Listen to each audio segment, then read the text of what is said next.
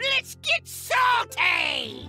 Everyone, Zeddy here again today with a brand new video. We are a couple days removed from the launch of Perils in Paradise that has completely changed up the game. Yes, there's a lot of Zilliax, but there are a ton of decks that you can try out and reasonably expect to climb with in standard, while there's kind of a lot of the same old.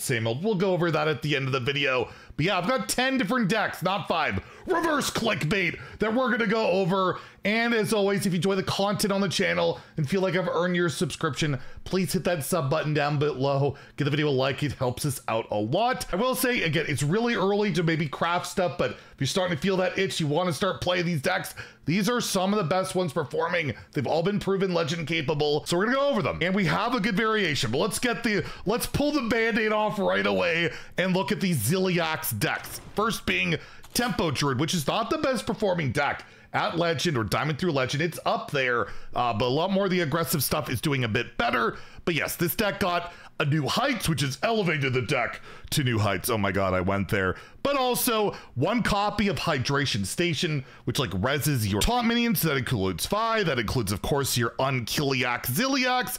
Marin's there, by the way. I'm like 1 level away from getting a golden. We're so close. We're so close. But overall, yeah, the deck, you just want to ramp up, get into your good stuff, steal your opponent's mana with Doomkin, and your late game is pretty unmatched. It's really hard for other decks to compete. If you can get there, you just got to avoid, you know, dying early to a lot of the aggression or like the combo decks on ladder. But if you want to play some Druid, you want to play some Dragons, this deck is absolutely crushing it and mostly runs older cards. You'll see some of that going on for a lot of the stuff. And the other Zilliax deck, which isn't performing as well either, but basically Zilliax Warrior. I called it Taunt Warrior in yesterday's video. And you're like, how can you call it that? It's just Zilliax. So, okay, we're just gonna call it Zilliax Warrior, where, yeah, it's all about that, right? Getting your Zilliax, you could cheat it out with your chemical spill, you could copy it with Zola, try and like get away from people either transforming it or stealing it, because, you know, the meta is adapting to that. You have some early removal like Blade Storm as well as your Sanitize, but overall, just get to that Zilliax, bring it back with Hydration Stations, Inventor Booms, and most decks just can't deal with that. The deck does not have like high lethality.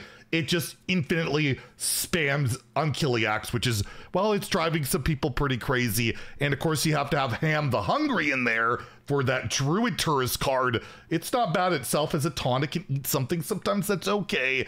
And then, of course, new heights, because, yes, Warrior really needed Ram. But again, this deck's doing well. It's just not like the absolute best of the decks. So going forward, we're kind of going to go in order of win rate of what I'm seeing so far. So Pirate, Demon Hunter, way up there in win rate, especially across all ranks, lower ranks, super good. I actually really enjoy playing this deck. I don't know, I never liked playing aggro decks, but the board has mattered so little in the game. Flooding the game with all these pirate tokens just kind of feels refreshing for a little bit. And yeah, you've got a lot of pirates and token generators. So Patches the Pilot, this is the patches you want to keep in your opener. Not like the old one, you never want to see in your opener. This card's phenomenal in your opening hand, shuffling in those 6 pirates, possibly drawing them later in the game, which you can like buff your hero with Adrenaline Fiend. They can be buffed themselves with Hosen, Roughhouser. You got a really great location in here to summon a bunch of pirates, and this deck's getting further and further refined. And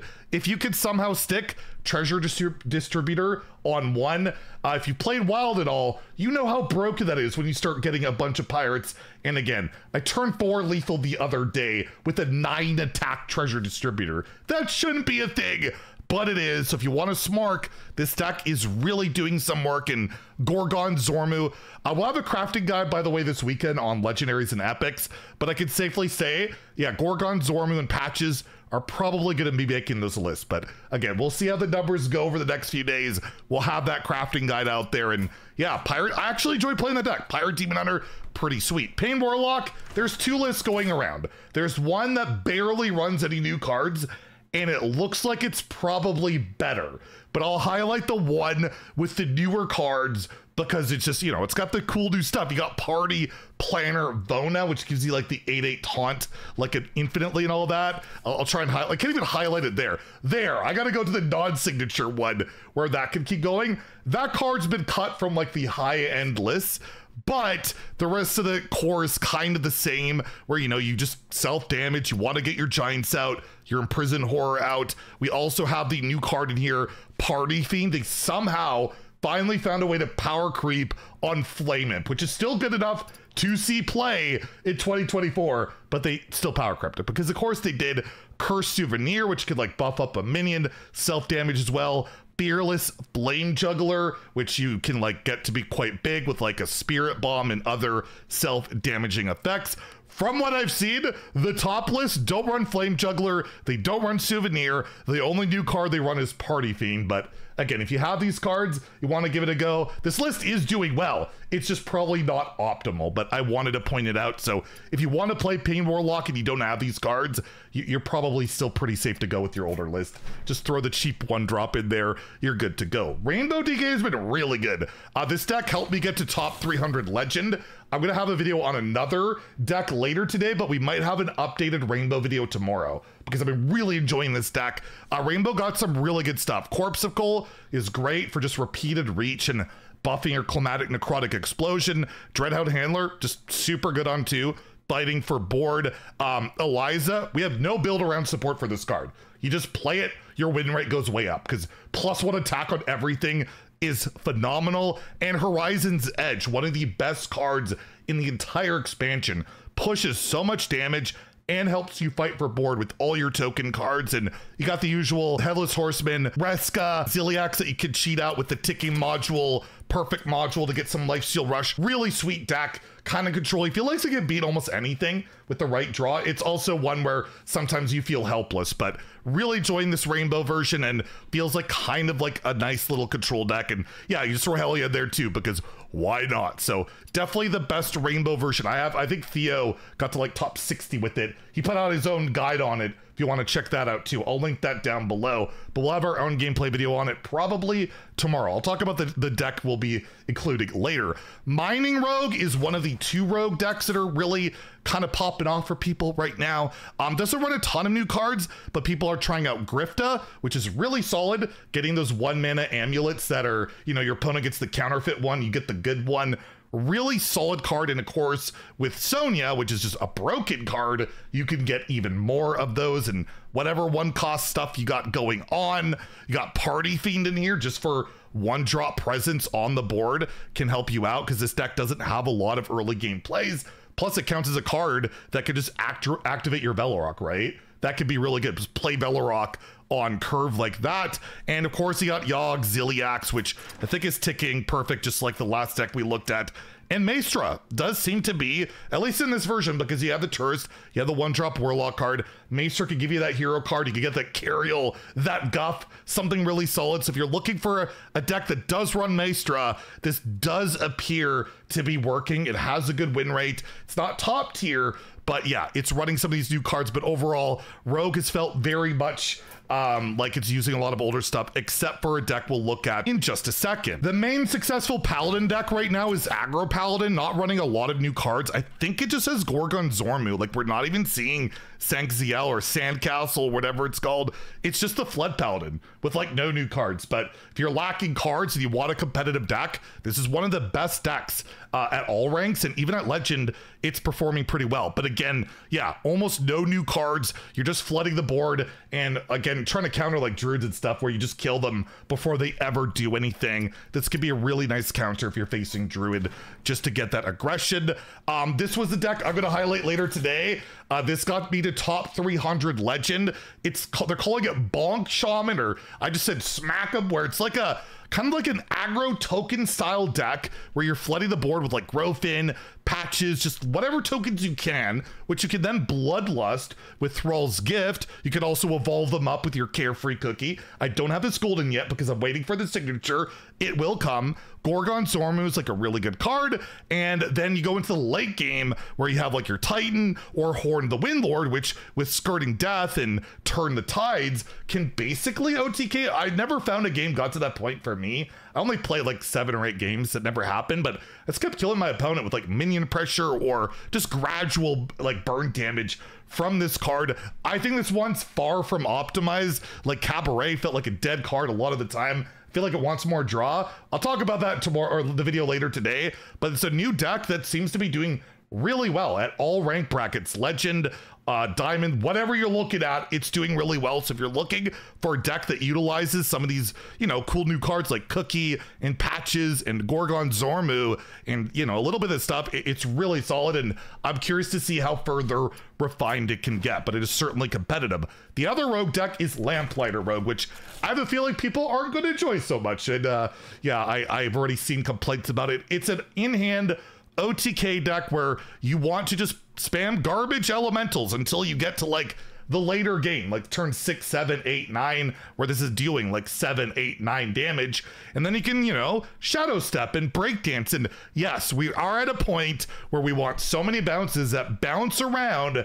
Beaching Garona is seeing play because everything goes to 1, and then Sonia, you have Lamplighters up the wazoo, right? This is one of the ways to counter Warrior, where even like turns 10, you can do like over 60 damage. It's pretty incredible what it can do, and it obviously aggro typically has its way with decks like this, and you can also try and counterplay with Rat and stuff, but the win rate on this deck is very good, like higher than a lot of the other decks above this. So just letting you know that if you want to try like a combo deck, a rogue deck that plays Lamplighter, this is absolutely a way you can go, and it does seem competitive at like every rank bracket. It does seem to do a little bit better at higher ranks where it's played a little bit better. And then lastly, I'm just going to throw out there Elemental Shaman.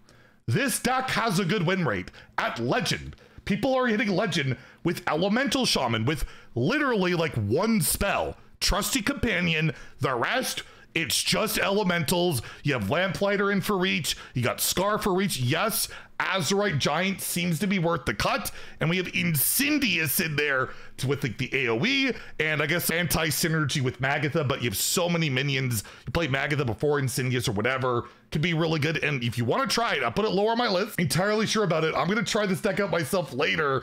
Elemental Shaman might be an actual real threat. So those are the standard decks in Wild. We'll just briefly go over it. Shadow Priest did get a new card, so I'll put it number 1. Also, the win rate on Shadow Priest does seem to be the best. You got Acupuncture, because 1 mana, deal 4 or 8, I guess, is pretty good. And Brain Masseuse seems to be worth it.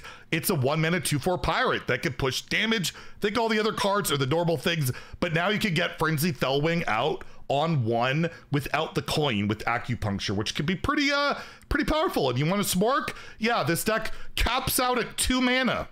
At 2 mana, because this is 0, and you have to run Benedictus for the hero power. So that's the state of Wild. That's like one of the best decks. Null Rogue, I don't think it runs a new card. It's just the same old shenanigans. I'm pretty sure. Cheat out Nulls, cheat out your weapon, cheat out Giants, all that stuff. It's doing well at like every rank bracket. Pirate Rogue, not even running the Wind Fury Pirate at least yet, because again, it caps out at 3 mana, where you have the weapon, Dread Corsair is 0, Zilliax will probably be 0, your pirates are 1, or like, it's just insane, right? Like, it's so freaking aggressive in that format.